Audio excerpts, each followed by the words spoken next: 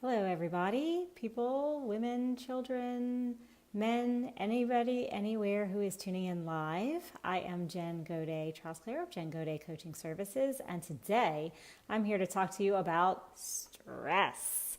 So, first and foremost, who is stressed? Let's see some likes, some hands in the air. Comment below if you're feeling a little bit of stress today. Anybody out there having some stress? Hi, Emily. Great to see you today.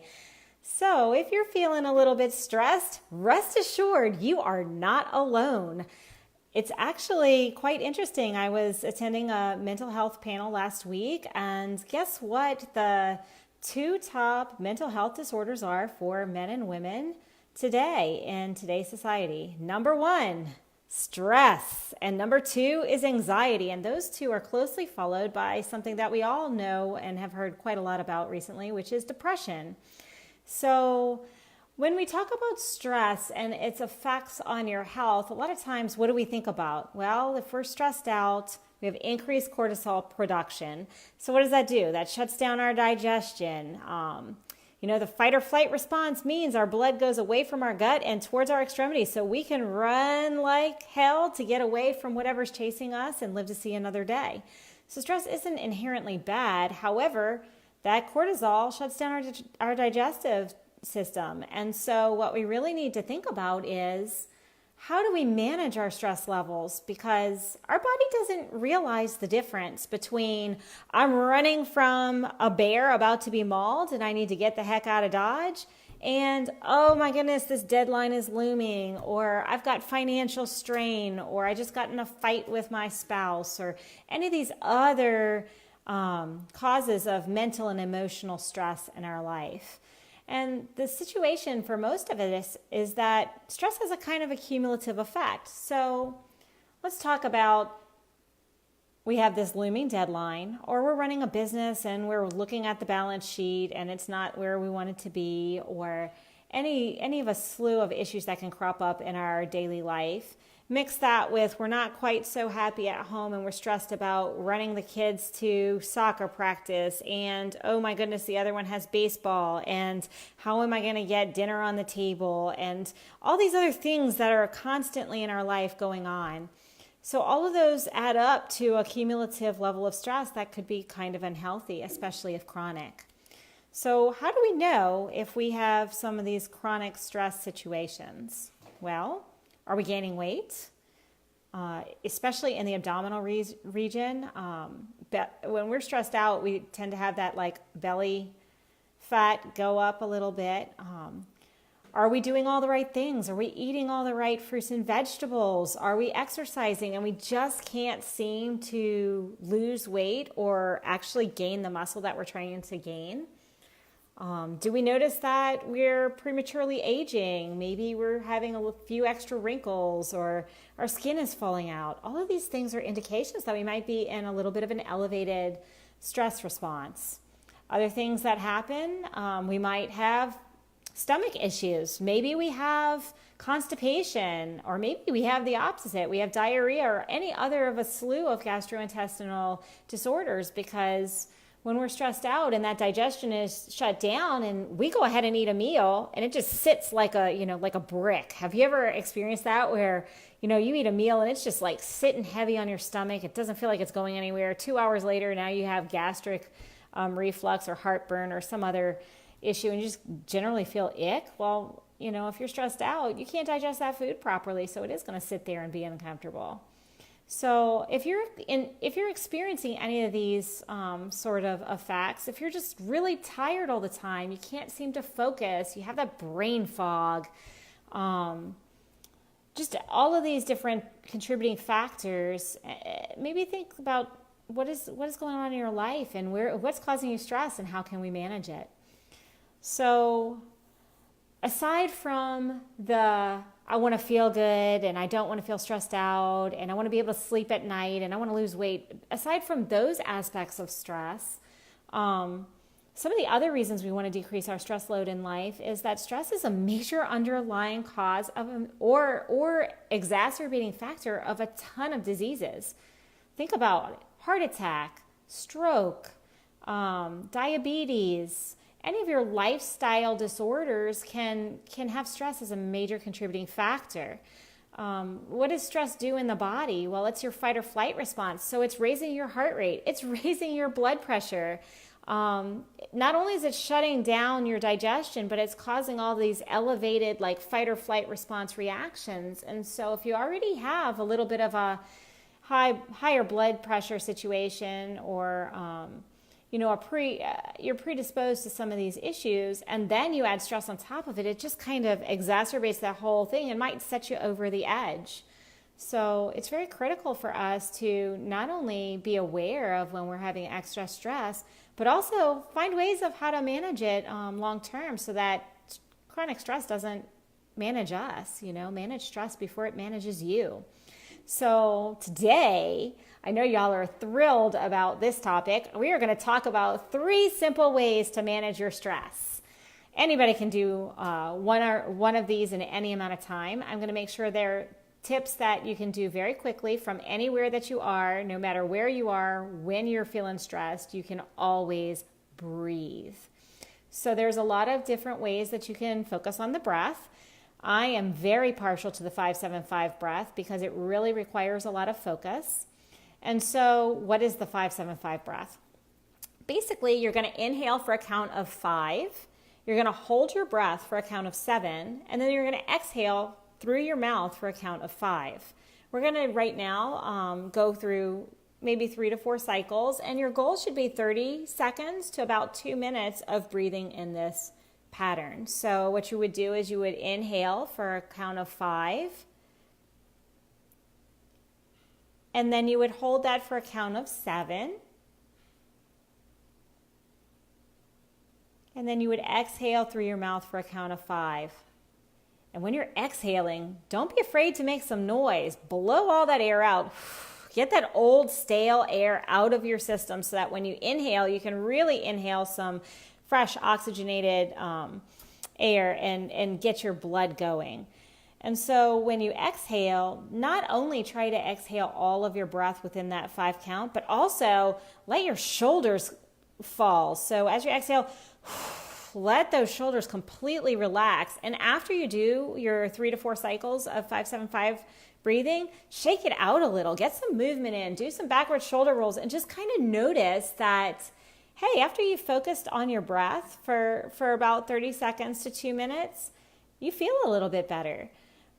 This is fantastic because you've paid solid attention to your breathing. You've really tuned in to your body and your breath and how you feel.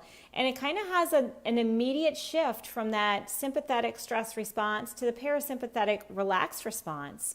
So when do you want to do this? Anytime you're feeling stressed out is great, but particularly before meal times, because if you're in this chronic stress situation, your digestion is shut down. So wouldn't you want to maybe have a little bit of a reset before you have a meal so that you can digest that food? I know it's very effective for me. It's a great way to kind of like take it down a notch and just bring yourself to the position where you're ready to actually digest the food in front of you. So we talked about breathing, and now we're going to talk about movement. Movement is an amazing way to decrease your stress, because as you're moving your body, you're getting increased blood flow, increased circulation, you're breathing more.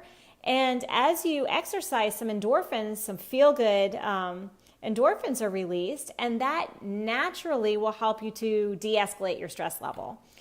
So I know I promised you could do this anytime, anywhere, and even in any length of time. So even if you have just 1 minute, something you can quickly do is just stand up and sit down in your chair 10 times. People don't really realize how important that movement can be. It moves every muscle in your lower body. So you're working out your legs, your core is engaged. It's going to elevate your heart rate. It's going to elevate your respiration. It's like doing squats. So if you're going to do 10 stand up and sit downs in a row within 10, 15 second time, you're basically having the same effect on your body as walking for 10 minutes would on your cardiovascular system. That heart rate's going to stay a little bit elevated. You're going to burn a few calories, and you're actually moving your legs in a way that's strengthening for them. So it's kind of like a double whammy. You're getting a little bit better exercise in your day, and you're decreasing your stress. Some other easy, simple exercises that you can do from anywhere, standing calf raises. So stand up and go up onto your tippy toes 10 or 15 times. Maybe do it for 30 seconds. This is phenomenal, especially if you have a desk job, because if you're sitting all day, where does the blood go? It goes down with gravity to your ankles and your feet. You may notice that your feet swell a little bit. By doing these calf raises, you're actively pumping some of that excess fluid back up. You're pumping that venous blood back up towards your heart so you have a better circulation. So these are fantastic. The sit to stand and the calf raisers are fantastic for you to do during your work day or if you've been sitting for a while. Other ways that you can incorporate movement in your day, taking a break state. And by what this means is if you're having a really stressful conversation or a meeting, when you're done, have some sort of a reset. Maybe that looks like you go and you walk around your office building 1 or 2 times.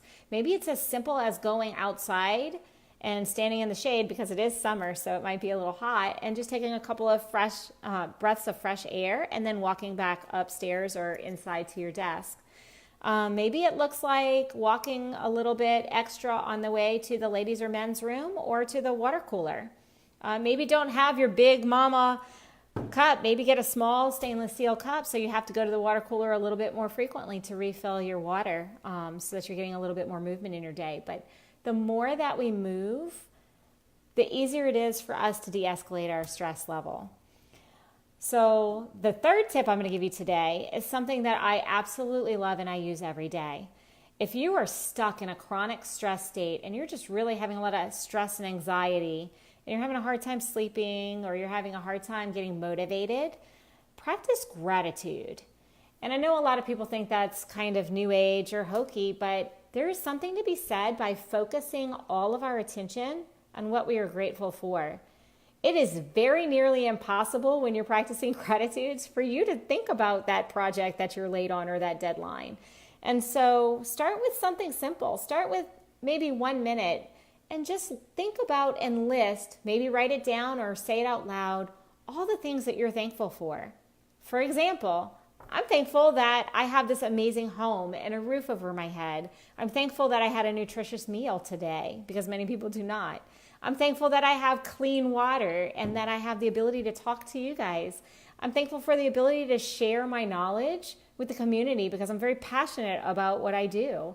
I'm grateful for my family and for my friends and for every person that I interact with on a daily basis because every interaction is an opportunity for me to learn something. So just like that, just set a timer maybe for a minute and just start listing things that you're grateful for. And if you can't think of anything, I'm grateful for the shirt that I have, or you know what, that new pair of shoes I just bought, whatever it looks like for you. But as you start thinking about all the things that you're grateful for, you'll notice that your shoulders relax and you kind of get a little bit excited because you start thinking about all these amazing things. And over time, you lose focus on that negative thought path that was keeping you in that stressed out mode. Some people find it helpful to journal their gratitudes. Some people do it first thing in the morning. Some people do it in the middle of their day. It doesn't matter when you get this in. I tend to do it when I get into a negative mindset, and it can shift from negative to positive like that and really get you back on track. So just as a recap, 3 simple ways that you can start managing your stress in your day. Breathe. We talked about the 5-7-5, but any method of slow and deliberate breathing where you're focusing on your breath is perfect. Adding movement to your day because the exercise kicks in those endorphins and kind of helps use up some of that extra energy and de-escalate your stress level, and practicing gratitude to kind of reset and get in a positive mind focus so that you can kind of remember what's important in your life and what you're grateful for and get to a more positive mindset. So all of these things can help. There are a whole slew of other tips and tricks that you can use to manage your stress. So I would love to encourage you, if you've got a trick that works for you, especially during your workday, drop it in the comments. Let's share the health and really let everybody else that we know have an insight into a different way that we can manage stress during our busy workday. If this was helpful for you, please share this, because why are we holding such important information captive? Go ahead and share this with your family and your friends. Share it on Facebook. Share the information any way that you can, because it's only going to help our community to get healthier. So I want to just say thank you to everyone who's tuned in today. Thank you, Emily, Jackie, Mark, and anybody else who's managing to find this after the fact. Comment below, share some of your tips and tricks, your favorite tips and tricks for everyone so that they can help mitigate their stress.